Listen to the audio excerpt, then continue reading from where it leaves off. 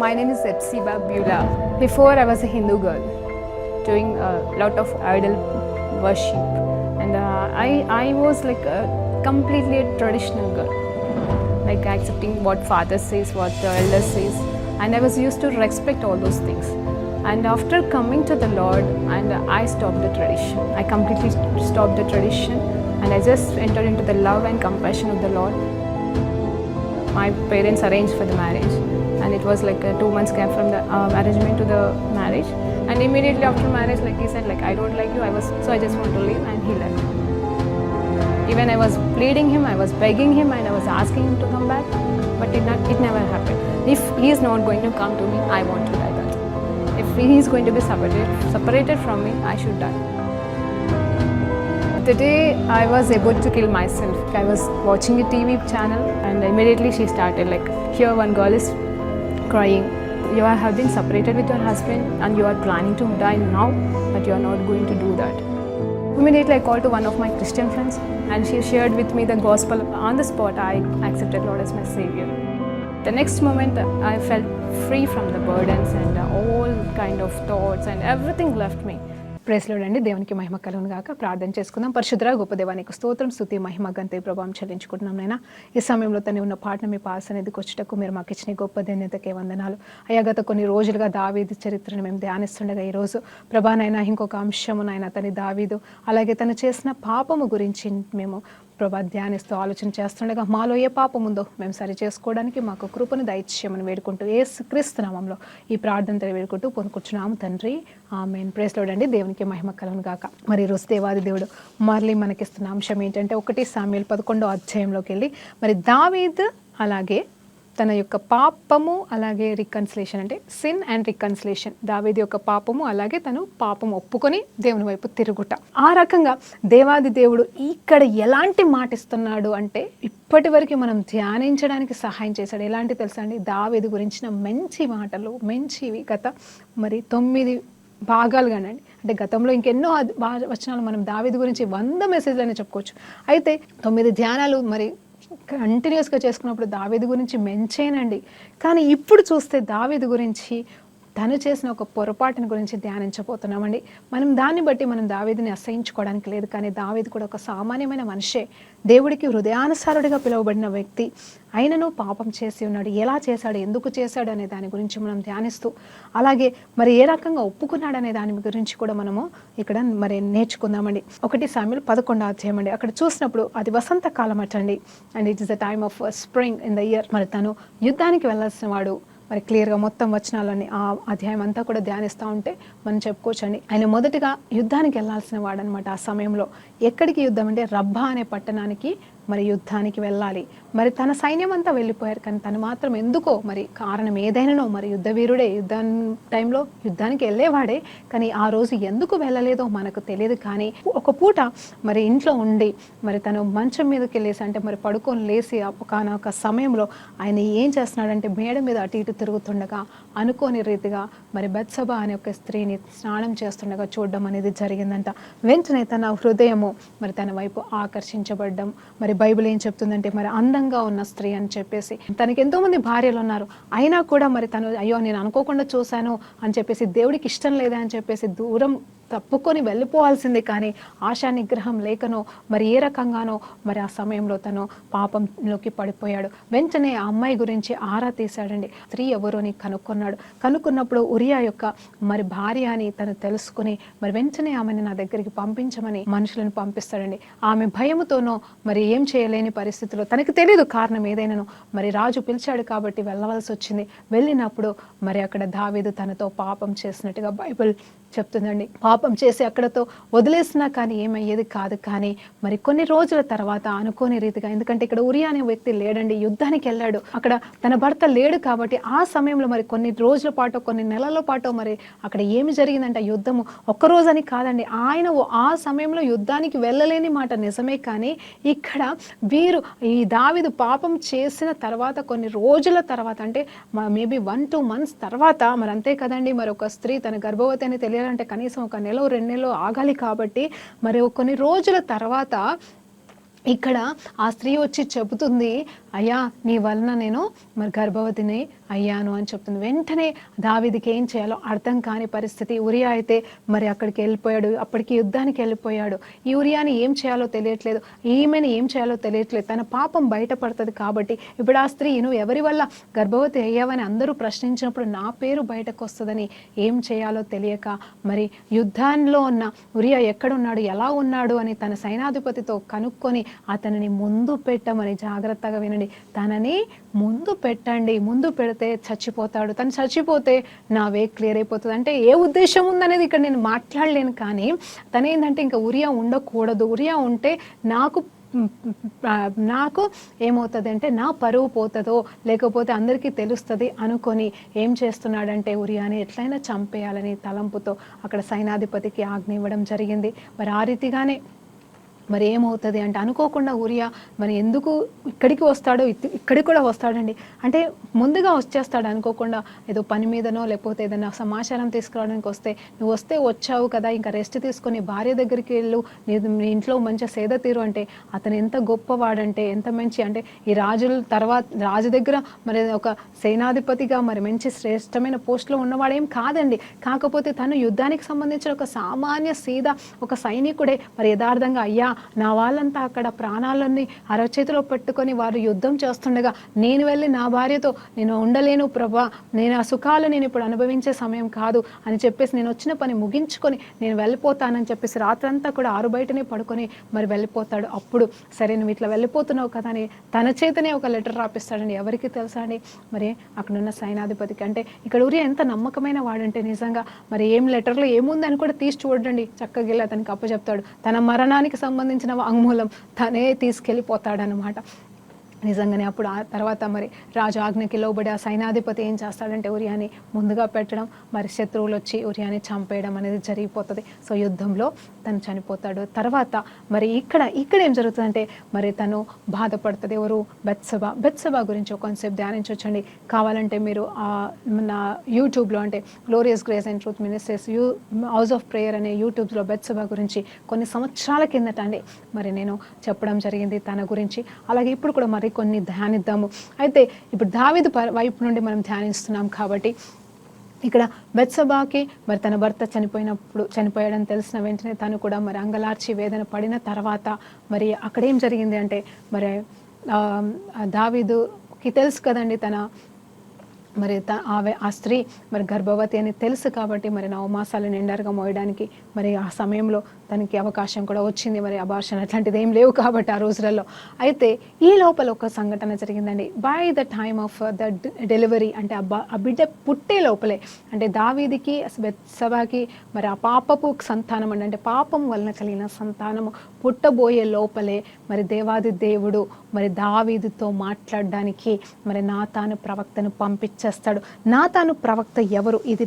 అది 2 సామ్యుయల్ గ్రంథంలో మరి 12వ అధ్యాయంలో లిఖించబడుతుందండి.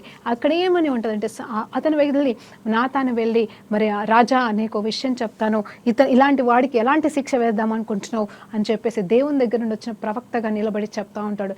ఏంటి తెలుసా అండి, ఏంటి రాజా అని ఏం చెప్పాలి, ఏంటి నాతాను గారు అని ఈయన అడుగుతూ ఉంటాడు. అక్కడ ఒక ఉపమానంతో మాట్లాడతాడు. డైరెక్ట్గా దావీదు నువ్వు పాపం చేసావు అని చెప్పట్లేదండి, చెప్పొచ్చు కానీ ఎందుకో చెప్పట్లేదు. ఎందుకంటే దావీదుకి పాపం చేసిన పశ్చాత్తాపం అనేది ఎందుకో ఆ కొన్ని నెలలే అండి, సంవత్సరాలు కూడా కాదు. ఎందుకంటే అప్పటికి బిడ్డ కూడా పుట్టలేదు కదండి. కాబట్టి అక్కడ పశ్చాత్తాపము కలగట్లేదు, చంపాను అన్న ఆలోచన కూడా కలగట్లేదేమో. తన హృదయ స్థితి ఎలా ఉందనేది ఇక్కడ బైబిల్లో రాయబడలేదు. కానీ మరి దేవాది దేవుడు మాత్రం తనతో మాట్లాడడానికి నాతాను పంపించడం అనేది జరిగింది. అయ్యా చెప్పయ్యా ఏంటి అంటే, ఇదిగో ఒక వ్యక్తి ఉన్నాడు, ఒక వ్యక్తి ఉన్నాడు, తనకి చాలా మరి గొర్రెలు ఉన్నాయి.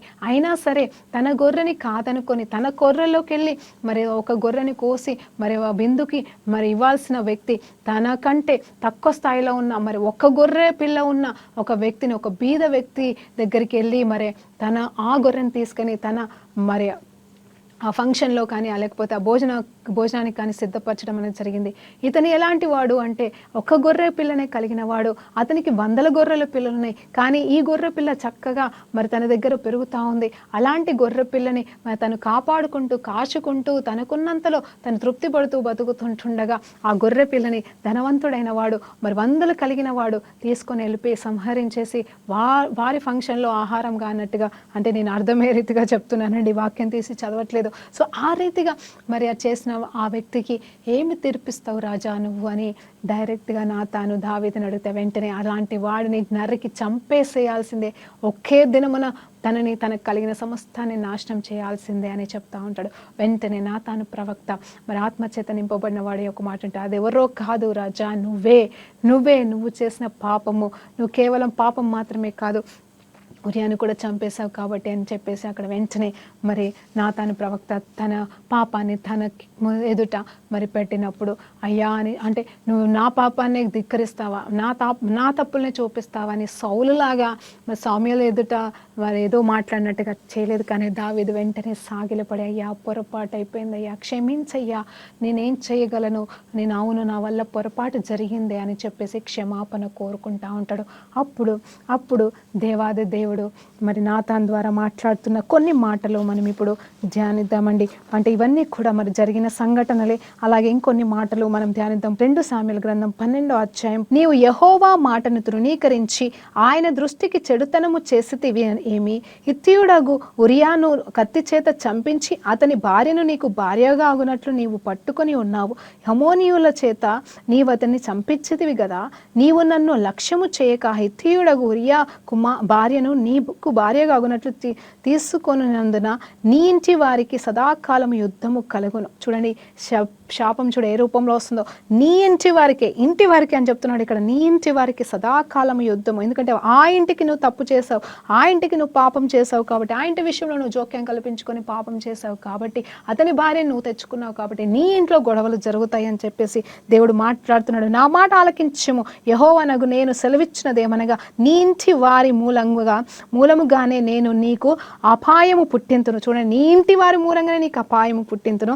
నీవు చూచుచుండగానే నేను నీ భార్యలను తీసి నీ చేరువన వారికి అప్పగించు, పగటి యందు వాడు వారితో శయనించును, నీవు ఈ కార్యము రహస్యంగా చేసేటివి గాని ఇజ్రాయేలు అందరూ చూచుచుండగా పగటి యందే నేను చెప్పిన దానిని చేయించుదునని అనెను.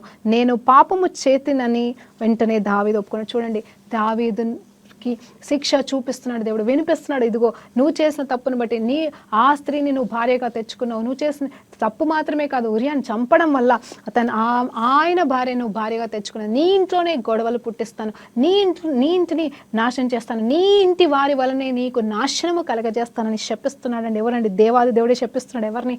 హృదయానుసారుడైన దావీదుని. చేసింది ఏంటి తెలుసా అండి? తప్పు. ఏ తప్పు తెలుసా అండి? ఒక స్త్రీని మరి ఒక స్త్రీతో చేసిన పాపం వల్ల తనకి కలుగుతుందండి ఇది. తర్వాత చూస్తే వెంటనే పాపమును ఒప్పుకుంటున్నాడు. దావీదు ఏడుస్తున్నాడు. ఏమంటున్నాడు తెలుసా? అయ్యా నేను పాపము చేసినని దావీదు నాతానుతో అనగా, నాతాను నీవు చావకుండానట్లు యెహోవా నీ పాపమును హరించిన. వెంటనే దేవాది దేవుడైతే నీ పాపమునైతే హరించి వేశాడు, కానీ ఈ శిక్షలైతే నీకు తప్పదని మరలా మాట్లాడుతున్నాడు. అయితే ఆ కార్యములు జరిగిన తర్వాత యెహోవాను దూషించుటకు ఆయన శత్రువులను నీకు గొప్ప హేతువు కలుగజేతునని గనక నీకు పుట్టిన బిడ్డ నిశ్చయముగా చచ్చునని దావీదుతో చెప్పి తన ఇంటికి వెళ్ళిపోయిన తర్వాత నాతానంటాడంట, ఇప్పుడు ఈ పాపం వల్ల పుడుతున్న ఆ బిడ్డ ఖచ్చితంగా చనిపోతాడు, కానీ నీకు మాత్రము ఏదో ఒక రకంగా శిక్ష తప్పదని మాట్లాడిపోతున్నాడండి నాతాను ప్రవక్త. అంటే సరే కొన్నిసార్లు కొంచెం క్షమాపణే, కానీ సంపూర్ణ క్షమాపణ కాదు, చేసిన తప్పుకు శిక్ష భరించాల్సిందే అన్నట్టుగా దావీదుని మరి దేవాది దేవుడు ఇక్కడ హెచ్చరించేశాడు. అయిపోయిందండి. అయితే నిజం చెప్పాలంటే ఇక్కడ ఒకటి ఆలోచన చేద్దామా కాసేపు? నిజం చెప్పాలంటే దావీదు పాపం చేశాడు, ఒక స్త్రీతో పాపం చేశాడండి. పాపం చేసి వెంటనే పాపాన్ని సరి చేసుకున్నాడు. ఏ రకంగా తెలుసా అండి? నువ్వు నాకు సంబంధం లేదు, నువ్వు నాకు అవసరం లేదని చెప్పేసి వదిలేయలేదు. ఒక రాజు కావాలంటే ఏమన్నా చేయొచ్చు, కానీ తను అలా వదిలేయకుండా తన భార్యగా మాత్రం తెచ్చుకున్నాడండి. యథార్థంగా తెచ్చుకున్నాడు. సరే తప్పు జరిగింది అని ఆ స్త్రీ విషయంలో సరి చేసుకున్నాడు, కానీ ఎవరి విషయంలో సరి చేసుకోలేకపోయాడు తెలుసా అండి? చెయ్యలేని పాపం ఇంకొకటి చేశాడు. ఇక్కడ నిజంగా దావీదుకి వచ్చిన శిక్షకి కారణం, మెయిన్ శిక్షకి కారణం ఏంటి అంటే, అక్కడ వ్యభిచారం అని నేను అనుకోవట్లేదు, కానీ అంటే వ్యభిచారం పాపం అని కాదని దీన్ని మనం ఇంకా ధ్యానిస్తాం. ఏంటంటే అక్కడ ఒక మనిషిని చంపేశాడు, ఒక పురుషుణ్ణి చంపేశాడు. అంటే ఒక మనిషిని చంపడం కంటే మహాపాపం ఇంకొకటి లేదు. ఎందుకంటే మోసెస్ ధర్మశాస్త్రాన్ని 100% పాటించిన దావీదుకి తెలుసు, ప్రాణాన్ని తీయకూడదు, ప్రాణాన్ని ఎవరిని చంపకూడదు. అవును, బైబిల్లో మరి పాత నిబంధన ప్రకారంగా దావీదు ధ్యానించిన ఆ మాటల ప్రకారంగా మనకి తెలుసు కదండి ఏంటి అంటే, ఏ పాపానికైనా శిక్ష ఉంటుంది, ఏ పాపానికైనా పరిహారము చేయొచ్చు, కానీ ఒక మనిషిని మాత్రం పొరపాటున కూడా చంపకూడదు. ధర్మశాస్త్రం అంతట్లో ఈ పలానా పాపం చేస్తే పలానా శిక్ష, పలానా అర్పణ, పలానాగా చేయండి అని చెప్పేసి అన్నిటికీ సొల్యూషన్ ఇచ్చారు. కానీ ఇది దేవాది దేవుడు మోసెస్కి ఇచ్చినదండి. కానీ ఆ నిబంధనలో, ఆ కమాండ్మెంట్స్లో ఒక మాట ఉంటుంది అంటే, ఒక వ్యక్తిని చంపితే మాత్రం ఆ మనిషికి మరణమే అని. ఎందుకు తెలుసా అండి? ఎందుకంటే మనిషి ప్రాణము దేవుడిచ్చింది కాబట్టి, మనిషిని దేవుడు తన పోలికలో చేసి ఉన్నాడు కాబట్టి, ఏ మనిషినైనా సరే దేవుడు తన పోలికలో చేశాడు కాబట్టి మనిషిని చంపడానికి వీల్లేదు. అంతకంటే భయంకరమైన పాపం ఉండదు కాబట్టి ఆ పాపానికి శిక్ష, ఇంకే శిక్ష లేదు, ఏ పరిహారము లేదు. కానీ ఏంటి అంటే, ఏ మనిషి అయితే చంపాడో ఆ మనిషిని చంపాల్సిందే అని ధర్మశాస్త్రం చెప్తుంది. కాబట్టి ఇక్కడ నిజం చెప్పాలంటే బెత్షెబాతో చేసిన పాపాన్ని మనం వర్ణించేస్తాం అందుకే అండి, కానీ నిజమండి, అది కూడా పాపమే. దాన్ని తక్కువ అని ఎక్కువ అని లేదు. కొత్త నిబంధన ప్రకారంగా పెద్ద పాపం చిన్న పాపం లేదు, ప్రతిదీ పాపమే. అందుకేనేమో దేవాదేవుడు యేసు ప్రభు వారు పాపాన్ని క్లియర్గా ఎక్స్ప్లెయిన్ చేశాడు. ఏంటి తెలుసా అండి, ఒక స్త్రీని నువ్వు పాపపు చూపుతో చూసినా, అంటే చెడు దృష్టితో చూసినా అది వ్యభిచారంతో సమానం. అంత మాత్రమే కాదు, నీ సహోదరుని నువ్వు కోపపు దృష్టితో చూసినా అది హత్యతో సమానం అని చెప్పేసి ఎందుకు చెప్పాడు తెలుసా అండి?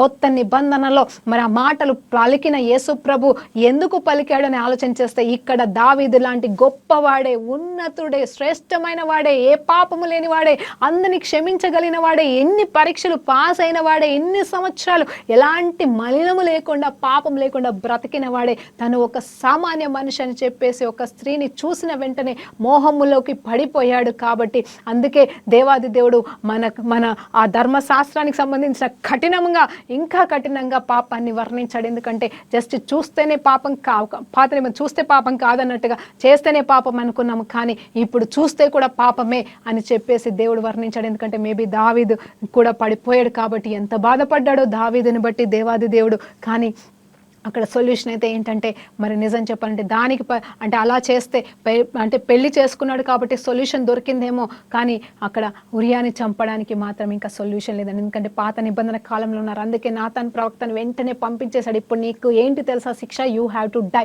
నీవే కాదు, నీ కుటుంబం అంతా చచ్చిపోవాల్సిందని అక్కడ మాట్లాడేశాడండి ఆల్రెడీ. కానీ నువ్వు పాపాన్ని క్షమించమని, అంటే చేసిన పాపాన్ని ఒప్పుకుంటున్నావు కాబట్టి, హృదయంలోకి వెళ్ళి నువ్వు పశ్చాత్తాపడుతున్నావు కాబట్టి, అది దేవుడు చూస్తున్నాడు కాబట్టి నీ పాప పరిహారం అనేది జరుగుతుంది. కానీ అయినా సరే ఈ కుటుంబంలో అస్తవ్యస్తం అవుతుంది అని చెప్పి శిక్ష మాత్రం తప్పలేదండి. కేవలం దావీదుతో దేవుడు చేసుకున్న నిబంధన బట్టి, దావీదు జీవిత విధానాన్ని బట్టి మరి ఏ మనిషి కూడా తప్పులు చేయకుండా ఉండలేడు. కాబట్టి అంటే అప్పటికి కృప స్టార్ట్ అయిపోయిందండి. అంటే పాత నిబంధనలో అంత కృప ఉంది, కానీ నిజమైన కృపని దావీదు 100% మరి నిజంగా ఇక్కడ అనుభవించడం అనేది జరిగింది. దేవుడి నుండి నిజం చెప్పాలంటే వెంటనే చంపేసేయాలి కదండి, మరి ధర్మశాస్త్రాన్ని 100% పాటించాలంటే. కానీ దేవుడు కరుణించాడు, కనికరం చూపించాడు, ఇచ్చిన నిబంధనను నిలబెట్టుకున్నాడు. మరి అంత మాత్రమే కాదు, ఆ తర్వాత ఒక మాట ఏంటంటే, పాపము వలన పుట్టిన సంతానము.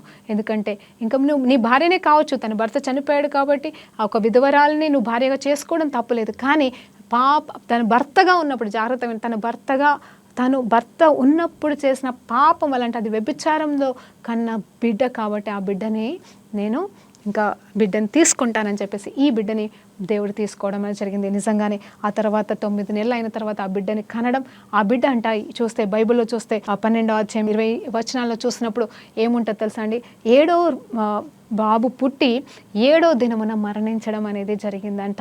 అయితే ఎప్పుడైతే ఆ బాబు పుట్టాడో మరి బలహీనంగానో మరి మరణ పరిస్థితిలో పుట్టి ఉంటుండగా వెంటనే దావీదు మహారాజు మరి సాగిలపడి మరి అక్కడ ఏముంటుంది తెలుసా అండి, సాగిలపడి ఉపవాసం ఉండి ప్రార్థన చేస్తున్నట్టుగా ఉంటుందండి. మరి బిడ్డ ప్రాణము కోసము మరి ఆయన ప్రయాసపడతాడంట. చూడండి 16వ వచనాన్ని చూద్దాం.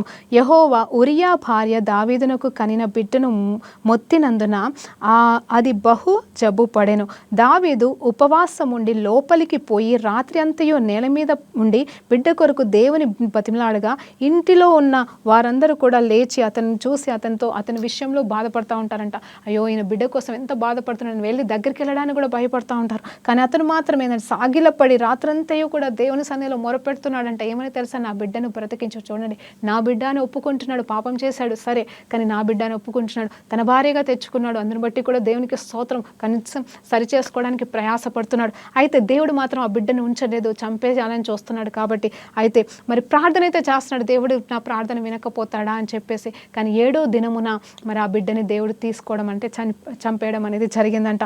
అయితే ఆ తర్వాత తన ఉపవాసాన్ని విరమించుకొని మరి తర్వాత ఏంటి, ఇప్పుడు ఆయన బతుకున్నప్పుడేమో బాగా ఏడ్చావు, చనిపోయినాక ఇంకా ఎంత ఏడుస్తాడో అని మేము చూస్తున్నామని అక్కడ పని వాళ్ళంతా అనుకుంటుండగా ఏం చేయగలను, దేవుడేమన్నా తన మనసు మార్చుకొని నా బిడ్డను బ్రతికిస్తాడేమో అని దేవుని సన్నిధిలో ఏడ్చాడు. ఇంకా తీసుకున్నాడు కదా, ఇంకా నేనేం చేయలేను కదా అని చెప్పేసి ఉపవాసాన్ని వదిలిపెట్టానని తన పనులు తను చేసుకుంటూ ముందుకు వెళ్ళిపోతున్నాడండి. అయితే ఇక్కడ ఏం జరిగిందంటే జాగ్రత్తగా అండి, ఇక్కడ దేవుడు నాతో ఒక ఆలోచన ఇస్తున్నాడు. ఏంటంటే 7వ దినమున ఎందుకు దేవుడు తీసుకోవాలి, మొదటి దినమే తీసుకోవచ్చు కదా, తర్వాత ఇంకొక 10 రోజులు 15 రోజులు ఉన్న తర్వాత తీసుకోవచ్చు కదా, 7వ దినం వరకే ఎందుకు బ్రతికించాడు అని నేను ఆలోచన చేశాను. ప్రభువా, ఎందుకు వై 7th డే అని రాయబడింది అని అంటే నాకు ఒకటి అర్థమైందంటే 8వ దినముకి అంటే నిబంధన ప్రకారంగా అంటే కమాండ్మెంట్ ప్రకారంగా మరి సున్నతి చేయాలండి. అంటే అప్పటికి సున్నతి వాళ్ళు చేస్తున్నారో లేదో మరి అనేది నాకు తెలియదు. కానీ అంటే 8వ దినం వచ్చేసరికి మరి ఎవరైనా సరే అంటే ఇజ్రాయలైట్స్ సున్నతి చేయాలి. కాబట్టి మగ సంతానానికి సున్నతి చేయాలండి. సున్నతి చేస్తే ప్రతిష్ఠించబడిన బిడ్డ అయిపోతాడు. కాబట్టి మరి ప్రతిష్ఠించబడింది దేవుడు చూసుకోవాలి కదండి, కాపాడాలి. కాబట్టి 8వ దినమున మరి ఎక్కడ మరి ఆ సున్నతి జరుగుతుంది అనుకున్నాను. అంటే నేను అనుకున్నాను, నాకు తెలియదు, ఇది వాక్యం లేదు. కాకపోతే ఏంటంటే అందుకే 7వ దినమున ముందుగానే దేవుడు తీసుకోవడం అనేది జరిగిందని అనిపిస్తుంది. ఇంకొకటి ఏంటంటే పాపపు సంతానం కాబట్టి దేవుడు తప్పుకోడండి. అలా అని చెప్పేసి పాపపు సంతానాన్ని దేవుడు ఇప్పుడు విడిచిపెడతాడా? ఎంతోమంది పాపపు సంతానం ఉన్నారు కదా అని మరి IVF అంట, మరి అది పాపం సంతానం అనట్లేదు. కానీ అంటే లైక్ ఇప్పుడున్న డాక్టర్స్ జ్ఞానాన్ని బట్టి మరి గర్భఫలాన్ని మరి అన్ని రకాలుగా ప్రాసెస్లో ఏదో ఒక రకంగా కంటా ఉంటున్నారు. వ్యభిచారంలో కన్న బిడ్డలు ఉంటారు. సో వీళ్ళందరి పరిస్థితి అండి, వీళ్ళందరూ శాపగ్రస్తులా అని కొంతమంది అడుగుతూ ఉంటారు. నిజంగా చెప్తున్నాను, ఇది సందర్భం వచ్చింది కాబట్టి చెప్తున్నాను. ఏంటి అంటే నిజమే, కొన్నిసార్లు పాప సంతానం ఉంటుంది. మరి శాపాల గుండా వెళ్తున్న కుటుంబాలకు వెళ్ళి వచ్చిన బిడ్డలు శాపగ్రస్తులై ఉంటారు, శాపగ్రస్తంలో పుడతారు. ఆ మాటకొస్తే ప్రతి బిడ్డ పాపంలోనే పుడుతుందని దేవుని వాక్యం చెప్తుంది. ఈ పుట్టుకతోనే మనం పాపలమని, ఆదాం చేసిన పాపాన్ని బట్టి మరి కొన్ని శాపాలని బట్టి మనం జీవిస్తూనే ఉంటాము. కానీ ఏ రోజైతే దేవుణ్ణి మనం నమ్ముకుంటామో, యేసయ్యని మనము రక్షకుడిగా అంగీకరిస్తామో, ఆ రోజే మనం నిత్యం కడగబడి పాప జీవితం నుండి విడుదల పొందుకొని పుట్టక పాపమే కావచ్చు, తెలిసి తెలియకుండా చేసిన పాపాలే కావచ్చు, మరి మన తరతరాల నుండి వస్తున్న శాప పాపాలే కావచ్చు, అన్నీ కొట్టుకుపోతాయని మరి దేవుడు వాక్యం చెప్తుంది. అంటే కన్నీ కడగబడతాయి. We will be new and one with Jesus అని వాక్యం చెప్తుందండి. అలాగే నేనేమన్నా నమ్ముతున్నానంటే నిజమే అండి, పాపంలో పుట్టిన, ప్రాసెస్లో పుట్టిన, ఏ రకంగా పుట్టిన, ట్రీట్మెంట్ వల్ల పుట్టిన, నేనేం నమ్ముతానంటే గర్భఫలమే హవచ్చు బహుమానం అండి. అంటే నేను నమ్ముతున్నానండి, ఏ బిడ్డ అయినా సంతానమే, ఏ బిడ్డ అయినా దేవుని బిడ్డనే అని నమ్ముతున్నాను. సరే, పాపంలో పుట్టినంత మాత్రం ఆ బిడ్డ తప్పు లేదు. కాబట్టి దేవుడు ఖచ్చితంగా ప్రతి బిడ్డను ప్రేమిస్తాడు, ప్రతి బిడ్డ కోసం వెల చెల్లించాడు. నువ్వు ఒకవేళ అలాంటి సంతానం అయితే నువ్వు బాధపడాల్సిన అవసరం లేదు. ఇక్కడ ఆ పాత నిబంధనలో ఇది వర్తించదు కాబట్టి అది దావీదుకి దేవుడికి అవమానం కాబట్టి ఆ సమయంలో దేవుడు తీసుకున్నాడు. కానీ ఇప్పుడు నువ్వు ఎలాంటి సంతానమైనా, నీకు ఎలాంటి సంతానం ఒకవేళ నీకు ఉన్నారని నువ్వు బాధపడుతున్నా, ఆ శాపం అయ్యో నా మీదకి, నా పిల్లల మీదకేమో నా మరలా వస్తాను, నువ్వు బాధపడినా సరే దయచేసి మీ దేవుని పేరిట వేడుకుంటున్నాను, ఆ కృంగబాటు నుండి బయటకు రండి. జరిగిందేదో జరిగిపోయింది. దేవుని యేసుప్రభుని నమ్ముకోండి, యేసుప్రభు వైపు తిరగండి, ఆయన రక్తం చేత కడగబడండి. ఆయన మనల్ని పరిశుద్ధులుగా చేయడానికి ఆయన రక్తాన్ని కార్చాడు. మన శాపాలు, మన పాపాలు, మన పుట్టుకకు సంబంధించిన అన్నీ కూడా తొలగించడానికే ఆయన వెల చెల్లించేశాడనే సత్యం. అప్పుడు వెల చెల్లించలేదు కాబట్టి మరి అక్కడ దావీదు కుమారుని తీసుకోవాల్సిన పరిస్థితి వచ్చింది. అంటే నిజమే, ఆ కుమారుని 7వ దినమును తీసుకున్న దేవాది దేవుడు మరి నిజమే. అంటే ఈ సంతానం అని నేను పోల్చను, కానీ ఖచ్చితంగా దేవాది దేవుడు వెల చెల్లించి ఉన్నాడు, ప్రతి ఒక్కరికి వెల చెల్లించాడు ఈ నూతన నిబంధన ప్రకారంగా. కాబట్టి మనము చింతించడానికి లేదు. అలా అని చెప్పేసి పాపం చేసి బిడ్డల్ని కనొద్దండి, దయచేసి అలాంటి ప్రాసెస్కి వెళ్ళొద్దని నేను చెప్పను, తప్పదు కాబట్టి వెళ్తున్నారేమో. కానీ నిలబడండి, నిలబడగలనంత నిలబడండి. దేవుడు నమ్మకమైన దేవుడు, ఇస్తాడని ఎదురు చూడండి, విశ్వసించండి. ఆ తర్వాత దేవుని చిత్తం ఏ రకంగా జరిగితే అలా జరుగుతుందని విశ్వసించండి. అందుని బట్టి కూడా దేవునికి మహిమ కలుగును గాక. అయితే ఈ ముగింపులో మళ్ళొక మాట చెప్తున్నాను. సో ఆ రీతిగా ఆ బిడ్డనైతే మరి అటు బెత్షెబ అలాగే దావీదు కోల్పోతారు. ఆ తర్వాత మరి దావీదు మరి అధికారపూర్వకంగా మరి ఆ బెత్షెబని వివాహం చేసుకొని తన భార్యగా చేసుకుంటాడండి. న్యాయం చేశాడండి. కానీ ఆ బెత్షెబకి న్యాయం జరిగిందా లేదా అనేది నేను బెత్షెబ అనే అంశాన్ని మీరు మళ్ళీ ధ్యానిస్తే మీకు తెలుస్తుంది. అది వాక్యం ఆల్రెడీ ఇచ్చి ఉన్నాను కొన్ని సంవత్సరాల కింద, మీరు వినొచ్చు. అయితే ఆ తర్వాత జరిగిన సంఘటన ఏంటంటే మరి దేవాది దేవుడైతే వాగ్దానం చేశాడు కదండి. నేను అనుకుంటాను ఇక్కడ దావీదుని బట్టి బెత్షెబకి సంతానం ఇచ్చి ఉన్నాడా, లేకపోతే దేవుడు దావీదుతో చేసిన వాగ్దానాన్ని బట్టి మరి కుమారుని ఇచ్చాడో తెలియదు. కానీ బెత్షెబకి అన్యాయం జరిగిందని ఇది ఒక్కటి నేను చెప్పాలనుకుంటున్నాను క్లుప్తంగా. ఏంటంటే బెత్షెబకి తన భర్తని కోల్పోయింది, బిడ్డను కోల్పోయింది. మరి దావీదు రాజు చేసిన తప్పుకి తను శిక్ష అనుభవించాల్సి వచ్చింది. తను ఇష్టపడుతున్న భర్తను కోల్పోయింది కదండి, కన్న బిడ్డని పొడగొట్టుకుంది. సో ఇక్కడ ఈమెకి అన్యాయం జరుగుతుందండి. కానీ దేవుడు ఏం చేశాడు తెలుసా, పుట్టబోయే బిడ్డనే మరి దేవుడు మరి నిబంధన కోసం ఏర్పాటు చేసుకున్నాడు. కానీ దేవుడు అద్భుతంగా అన్యాయం జరిగిన ఈ బెత్షెబ కుమారుడైన సొలొమోన్ అవునండి వెంటనే నెక్స్ట్ మరలా తను గర్భము ధరించి మరి చక్కని కుమారుని కంటదంట. ఆ కుమారుడి పేరు ఏంటి తెలుసా అండి, సొలొమోన్. దేవునికి మహిమ కలుగును గాక. బెత్షెబ సంతానమే పాపము. అందరూ అంటారు బెత్షెబ అంటేనే వెంటనే పాపం పాపం పాపం అంటారు. నిజం చెప్పాలంటే బెత్షెబ ఎవరికి తల్లి తెలుసా అండి, సొలొమోన్ మందిరాన్ని కట్టాడండి. సొలొమోన్ మందిరం అని పిలుస్తాము. శ్రేష్టమైన కుమారుణ్ణి కనింది. శ్రేష్టంగా అంటే ఇది పవిత్రమైన బంధం అండి, భార్యాభర్తల బంధం.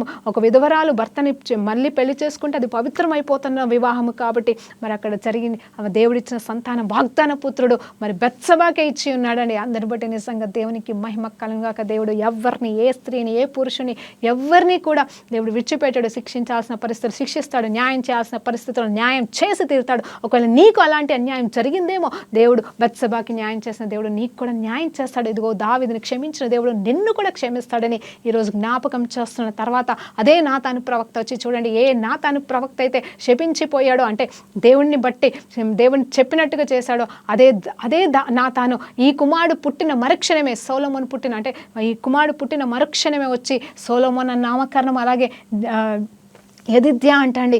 జెదిథ్య అని ఇంగ్లీష్లో, అలాగే తెలుగులో ఎదిథ్య అంటే బిలౌడ్ ఆఫ్ ద లార్డ్ అంట, నా ప్రియ కుమారుడు అని చెప్పేసి ప్రియమైన వాడని పేరు పెట్టేసి మరి నాతాను వచ్చి పేరు పెట్టిపోతాడంట. యెహోవాకి ప్రియుడంట. ఆల్రెడీ ఇక్కడ దావీదు హృదయానుసారుడు, ఇక్కడ చూస్తే మళ్ళా యెహోవాకే ప్రియుడంట. ఎవరి కడుపులో పుట్టాడండి, దావీదు కడుపులోనే. నీ కడుపులోకి వెళ్ళి నీ శరీరంలోకి వెళ్ళి వస్తున్న కుమారుడితో నేను నిబంధన చేసుకుంటాను, అతని పైన ఉన్న కృపను నేను ఎప్పటికీ తొలగించనన్నాడు. నిజమే, ఇది సత్యమే. స్త్రీల జాగ్రత్తగా వినండి, పురుషులారా మీరు కూడా వినండి. అక్కడ అన్యాయము జరిగిన ఒక స్త్రీని జ్ఞాపకం చేసుకున్నాడు దేవుడు. దావీదుకి అబిగైల్ లాంటి శ్రేష్టమైన భార్య ఉంది, మరి మిఖాల్ ఉంది, ఇంకా ఎంతోమంది భార్యలు ఉన్నారు. కానీ దేవుడు నిజంగా తప్పు చేసినా కూడా దేవుడు క్షమించే దేవుడని, రెస్టోరేషన్ దేవుడని, నమ్మకమైన దేవుడని, ఏదో పొరపాటు దావీదు వల్ల జరిగింది, అది కారణం ఏదైనానో అని చెప్పేసి బెత్షెబ నుండి పుట్టిన సొలొమోన్ని మరి దేవుడు ఏర్పాటు చేసుకున్నాడు. ఎందుకు తెలుసా అండి, రాజుగా ఏర్పాటు చేసుకున్నాడు. ఇదిగో ఇష్టుడంట, ప్రియుడంట అని పిలుచుకుంటున్నాడండి. నిజంగా ఈరోజు మరి కేవలం పాపం మాత్రమే కాదు, రికన్సిలియేషన్ కూడా దేవుడు చేసి ఉన్నాడు. మనం ఎంత పాపం చేసినా క్షమించే దేవుడు మనకున్నాడు. కాబట్టి అందుకే కీర్తన 32, కీర్తన 51 మరి ఈ పాపం నుండి వచ్చింది, క్షమించి దేవుడు దీవించాడు, ఆశీర్వదించాడు, అలాగే తర్వాత మళ్ళీ కొనసాగింపజేయడానికి కృపను చూపించాడు. దేవునికి మహిమ కలుగును గాక. ప్రార్థన చేసుకుందామండి. పరిశుద్ధుడా గొప్ప దేవానికి స్తోత్రమయ్యా. ఈరోజు ప్రభా చక్కటి అంశాన్ని మేము ధ్యానించున్నామయ్యా. దావీదు ఏ రీతిగా పాపం చేసి ఉన్నాడో, ఏ రీతిగా పాప క్షమాపణ పొందుకున్నాడు, అలాగే ప్రభా దావీదును బట్టి బెత్షెబకి అన్యాయం జరిగితే తండ్రి దావీదుతో పాటుగా ప్రభా బెత్షెబను కూడా దీవించి గణపరిచిన దేవాది దేవుడికి మహిమ కలుగును గాక అని మేము నేర్చుకుంటున్నాం. అవునయ్యా, మా జీవితంలో కూడా మేము ఎక్కడైనా తప్పు చేస్తే, పొరపాటు చేస్తే అయ్యా ఆ తప్పుని సరిచేసింది ఆయన మా జీవితాల ద్వారా కూడా నువ్వు మహిమ పొందుకోమని యేసుక్రీస్తు నామములో ప్రార్థన వేడుకుంటూ కృతజ్ఞతాస్తుతులు చెల్లిస్తున్నాము తండ్రి. ఆమేన్. ప్రైజ్ లార్డ్ అండి. దేవునికి మహిమ కలుగును గాక.